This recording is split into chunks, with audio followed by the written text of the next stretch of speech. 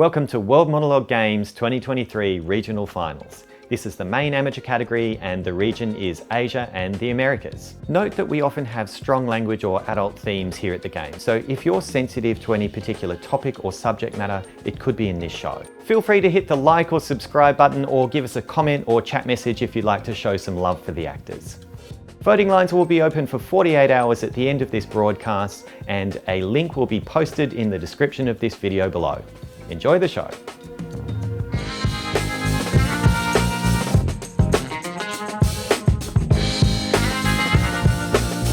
This guy comes into the cafe I go to and starts chatting with the owner. I instantly hate him. I can see the entitlement in his eyes and smell it on that stupid leather jacket. He's the kind of person who tries to charm everyone with that fake goofy smile on his oversized, dumb mouth. He sits down, takes out a laptop and a thermos. Who brings a thermos to a cafe? You're supposed to buy a coffee, not bring one. And it looks like he's settling in, like he thinks this is his free office space or something. He calls out, "Hey Marty, let me get one of those cupcakes, bro." Marty? I've been calling Martin Martin for 2 years. I'm not going to offend the man with some stupid nickname he's obviously going to hate. I stick around just to see how long this entitled asshole stays in his office. It's 2 hours. 2 whole hours. Can you believe it? I wait like 3 minutes after he goes, just so it doesn't look weird, and then I thank Martin and head off. He isn't there the next day, but he's there on Thursday. Stays for 2.5 hours this time. Soon he's here like 3 times a week, and he's getting really chummy with Marty. I start drinking 2 coffees every time I visit to show Martin that I'm a way better customer than Mr. Thermos Man. Soon he's there every time I am, and it's ruining my cafe feng shui. That square-jawed, charismatic, used car salesman asshole in his buddy-buddy ways.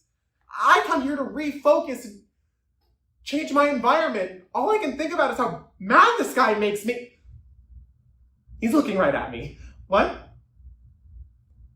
Oh. Yeah, thanks. I love your jacket too. It's leather. Obviously it's leather, but it's good leather. Yeah. David packs up his laptop, thermos, and good leather jacket, hands Marty a $10 note, doesn't take the change, and doesn't look back at me. No, I hate that fucking asshole!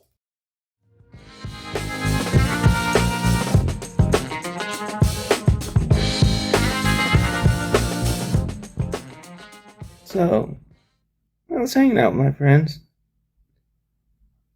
And we were drinking. People drink, right? All of a sudden, my friend Jeremy just clocks me. Bam! Hits me right in the eye. I was like, what the fuck, dude? What the fuck? I was thinking, what were we even talking about? He was telling us that he and his wife weren't doing well and they might be splitting up. And his wife is smoking hot. She's gorgeous. She looks like Angelina Jolie. So I said to him, I was like, you guys are splitting up. You're not going to be together anymore. You get divorced or whatever. I said, I'd tap that. And he fucking hit me. Was I wrong?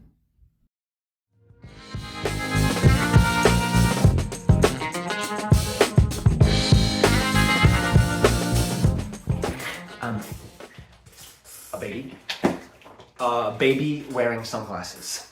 And the Doc Martens, the little shiny baby-sized Doc Martens. He's in a stroller, mom is strolling around, and in comes a man. And then the baby goes, "Ah!" Like, it's a baby noise. And the guy goes, "Ah!" to the baby in response. And the baby looks at the guy and goes, "Huh?" And then he looks at his mom and says, "Ah!" And then the mom goes, "Ah! Ah! Ah!" And the guy goes, "Ah!" And the baby goes, "Ah! And the mom goes, and the guy goes, hey, it's just a baby, right? And then they stroll off. It's just a baby. That's the ad. That's the ad. You like it?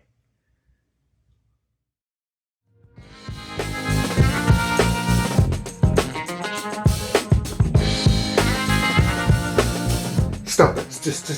Just fucking stop, okay? I can't let you go, and you fucking pester me about it's just making it worse for both of us, so just stop asking me, okay? Look, listen, what do you expect me to do? I want to be in this situation far less than you do, okay? For fucking real. Oh, you think it's bad for you? Okay. Think about it. Just hang for 2 fucking seconds, okay? You'd be sweet if you managed to get out of here. Sure, fucking traumatized for life. But at least get on with it, right? No matter what I do, I'm completely screwed. There's no good options for me, none. Really? You think so? Okay, go on then. Tell me what my actual options are. Kill you? Don't start with the damn sobbing again, okay? I don't want to kill you. I would have killed you 2 weeks ago if I wanted to kill you. You see, dumb shit. But my only other option is to let you go. I can't let you go. How can I? You saw what he did. You watched me slit that fucker's throat. Kill him. Murder him. I'm holding his head. I'm slicing his carotid. He's squirting blood everywhere like a 7-year-old trying to hold a fire hose. And then I see you. Oh yeah. Sure, I saved you from that fucking psycho. I saved your damn life. But how am I supposed to let you go when you saw me commit murder? If you ever tell anyone, that's it. I'm done for. No parole. Oh, yeah, here we go again. You see my life, I'll never tell anyone. Yes, okay, I heard you the first 100 fucking times, okay? Look, listen, how would you feel? Okay? Every day, you'll wonder, will she go to the cops? Tell them how I butchered a man in front of her? Kept her locked up in a cell for 2.5 weeks while trying to figure out what to do? How am I supposed to live with that hanging over my head?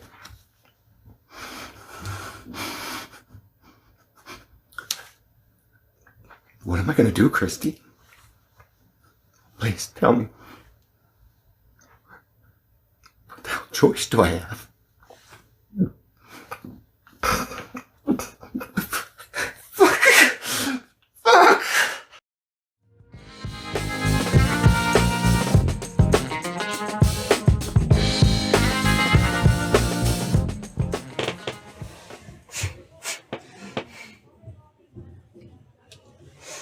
You're smelling up the entire lobby!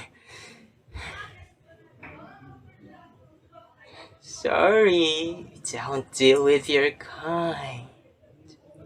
No one does. No one here will be willing to touch someone with your blood type. B.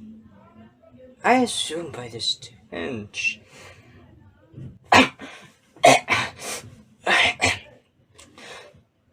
Be negative? That's even worse. Oh, it's a delicacy that vampires crave the most. A is good. It is a fine blood type we all can enjoy. AV is tolerable. It's mixed with B, but A is strong enough to make it drinkable. But B, it is the absolute worst. B positive is bad enough. It smells like a skunk peeling onions at a sewage processing plant. But B negative, it is a rare and horrific smell. I can't even imagine what the taste must be. Just simply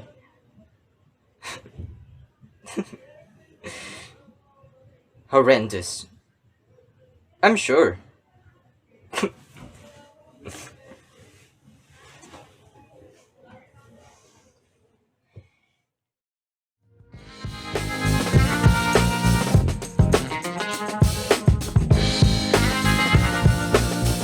I'm so happy to see you.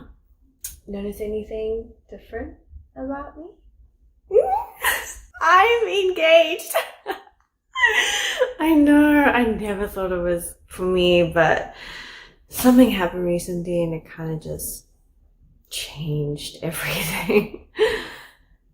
Well, you know, Jared has seizures, and well, he had a really bad one, and he ended up in hospital. I went to go and visit him, and while I was there, he stopped breathing. And so I watched them incubate him. And he was lying there on the bed with all those pipes, and I felt him fading away from us. So I couldn't leave him. I couldn't leave him there to die by himself. So I stayed. And I was in the waiting room, and my now fiancé came to bring me food. And he sat with me and gave me love. And that's when I knew he was the one. And I was ready.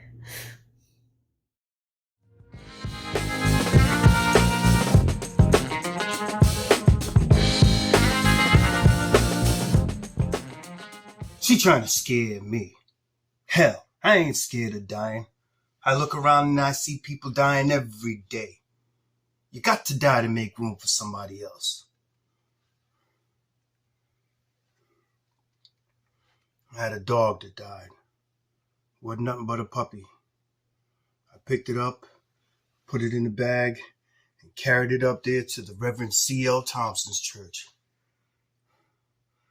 I carried it up there and prayed and asked Jesus to make it live like he did the man in the Bible. I prayed real hard, knelt down and everything. They say, ask in Jesus' name. Well, I must have called Jesus' name 200 times. I called his name till my mouth got sore. I got up and looked in the bag, and the dog's still dead. It ain't moved a muscle. And I say, well, ain't nothing precious. And then I went out and killed me a cat. That's when I discovered the power of death. You see, a nigga that ain't afraid to die is the worst kind of nigga for the white man. He can't hold that power over you. That's what I learned when I killed that cat. I got the power of death too. I can command him. The white man don't like to see that. He don't like for you to stand up and look him square in the eye and say, I got it too. Because then he got to deal with you square up.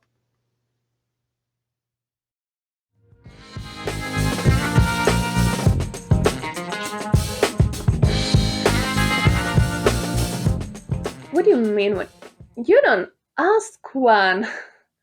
Besides, I don't think falling in love is a moment, is it? I think it's more like a process.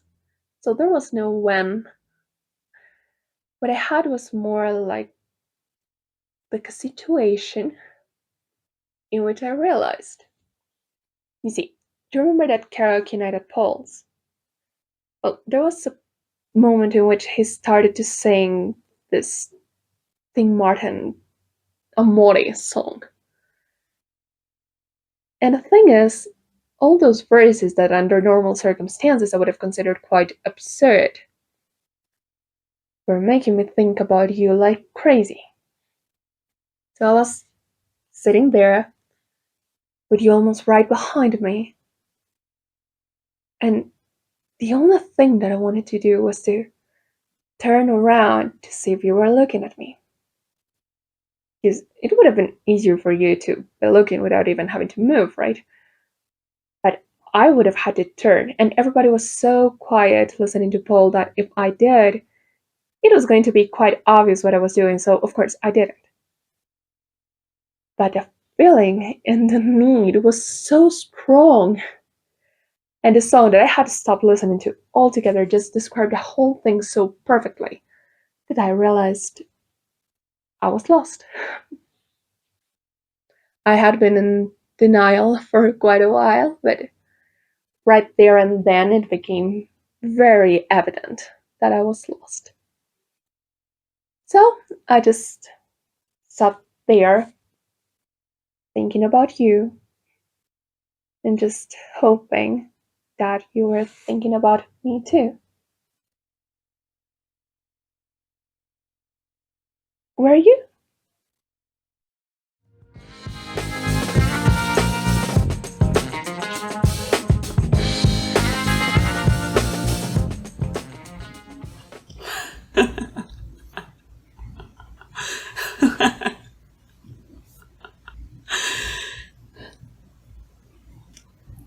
Why did I kill him?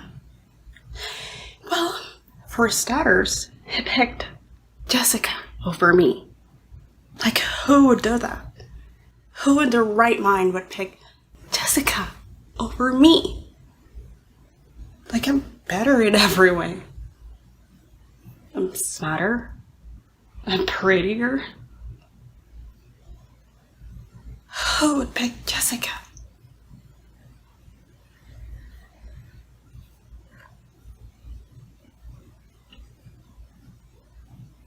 Why does she always take everything from me?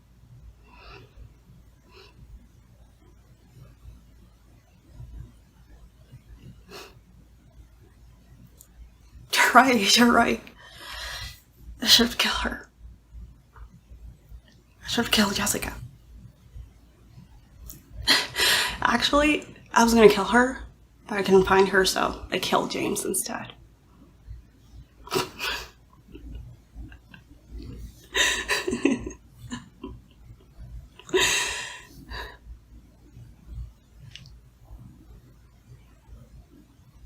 It's not crazy that I'm talking to myself, right? Like, lots of people talk to themselves. That's normal.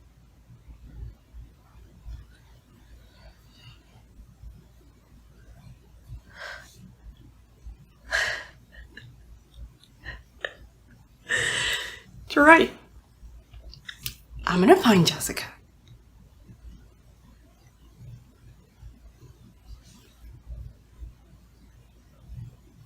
And I'm gonna kill her.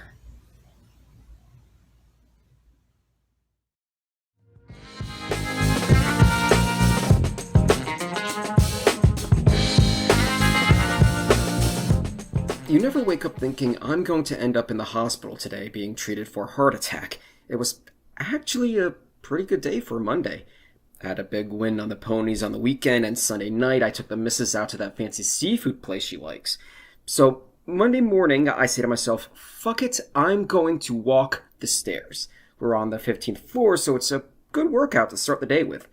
The constant leg lifting I'm doing stirs up the prawns and lobster, so I let a good one out. Ooh, it does not smell pretty. I keep climbing, but 3 floors up, the stench is still lingering. I must be leaking, because I swear it was getting worse with each level.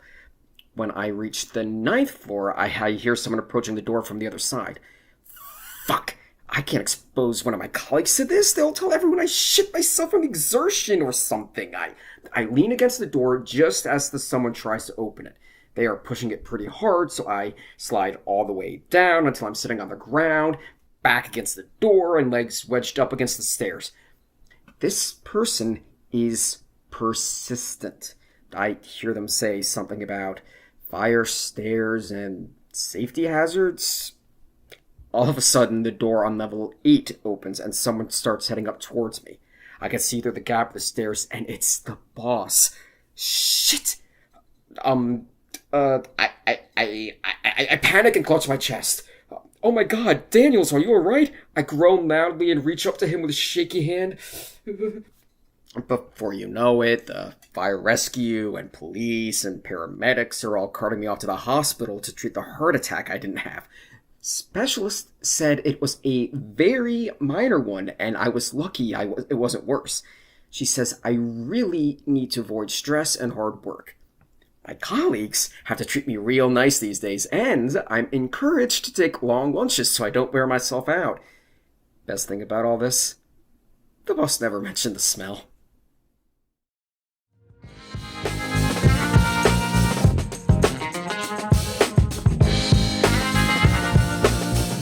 Yeah, I think I understand. So, you're gonna drill a hole in my skull, put a tube in, and unclog my brain pipes. Okay, well, basically, though. Same thing. Anyway, can I ask you a question? So, how long exactly will I be off from school? Because I was hoping we could time this so I miss finals. No? Alright, fine. But, how about those drugs, huh? I remember when I got my wisdom teeth out, those drugs were a great time. If only you could take them every day without your life going down the gutter. But honestly, no school, happy drugs, long nap. What could be better? I mean, I won't even have to breathe for myself for a little while. You know, because of the tube thing. Using your diaphragm can take up a lot of energy, you know? Peak state of relaxation. And, you know, it's gonna be like I'm starring in my own episode of Grey's Anatomy or something. Paging Derek Shepherd, am I right? So, you're not exactly dreamy. No offense, I'm sure with all the drugs I won't even be able to tell the difference. Grey's Anatomy is a good show. Except sometimes it gets a little depressing with all of the deaths. Hey, you wouldn't happen to know what the risk of dying from this sort of thing is, would you? No, I'm not scared. I'm just curious. Statistics are intriguing. Okay, fine. I'm shitting myself. Like, what if something goes wrong? What if I die or get brain damage? What if I never wake up? What if I do wake up and I wish I hadn't because nothing will ever be the same?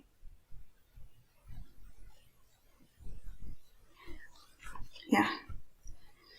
Okay, I'll slow down. Take it one step at a time. One step at a time.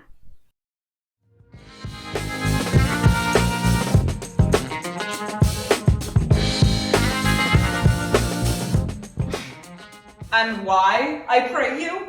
Who might be your mother, that you insult, exalt, and all at once o'er the wretched, what though you have no beauty? As by my faith, I see no more in you than without candle may go dark to bed. Must you be therefore proud and pitiless? Why, what means this? Why do you look on me? I see no more in you than in the ordinary of nature's sail work. Odds, my little life. I think she means to tangle my eyes too.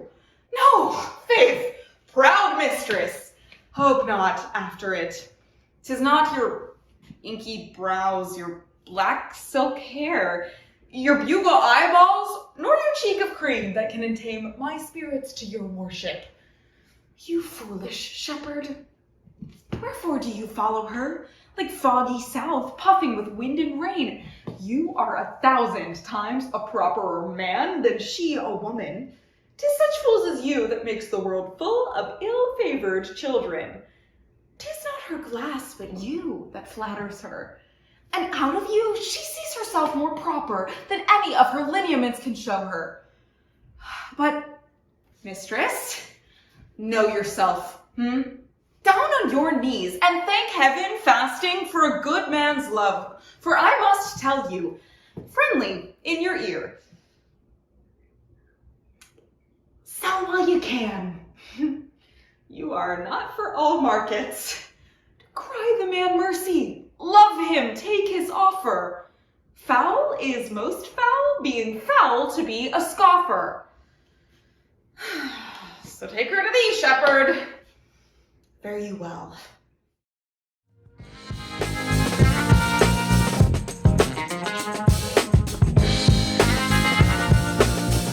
You ought to know why I did it. I touched Nell because I had to know.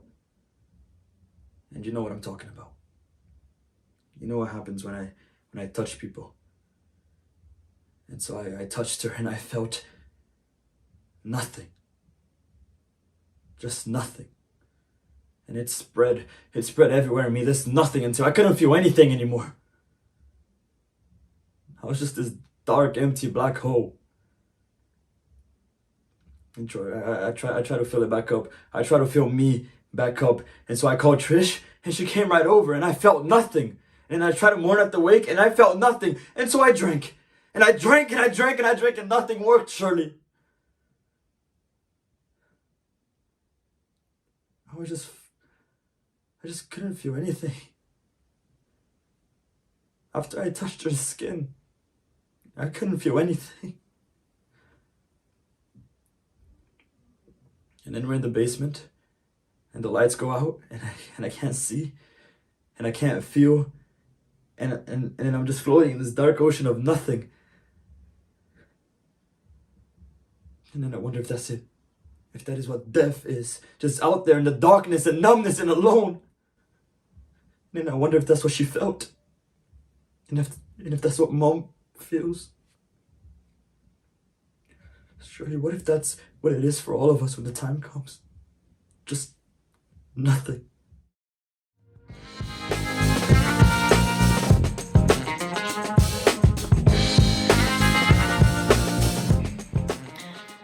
The more my wrong, the more his spite appears. What, did he marry me to famish me? Beggars who come to my father's door upon entreaty have a present aims. If not elsewhere they meet with charity, but I never knew how to entreat, nor never needed that I should entreat, am starved of meat, giddy from lack of sleep, with oath kept waking, and with brawling fed, and that which divides me more than all these wants, he does it under name of perfect love. And who should say that if I should sleep or eat, 'twere deadly sickness or else present death? I prithee, go and get me some repast. I care not what, so it be wholesome food.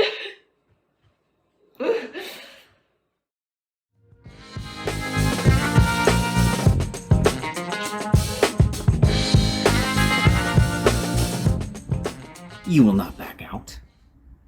You will not back out. You need to remember what they did to your father, what they did to your mother, and what they did to your sister is unthinkable. They wronged you. They wronged us. They wronged all of us. We are going to go out tonight and gut every last motherfucker for what they did to us.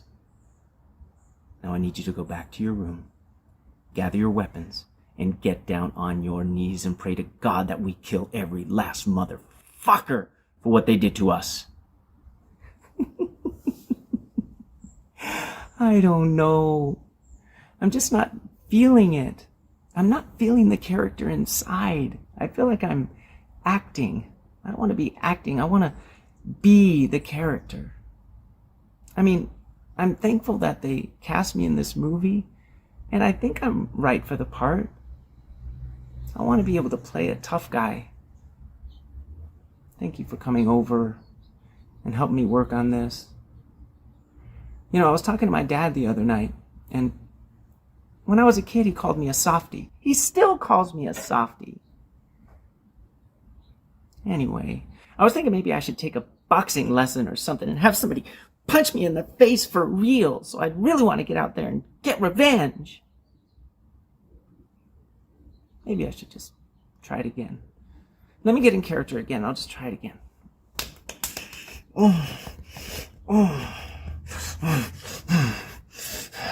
You will not back out. You will not back out.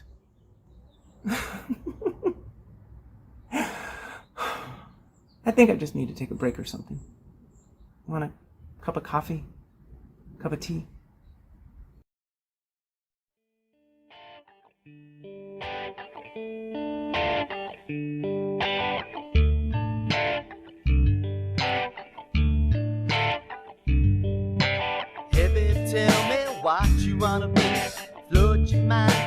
I hope you enjoyed the show.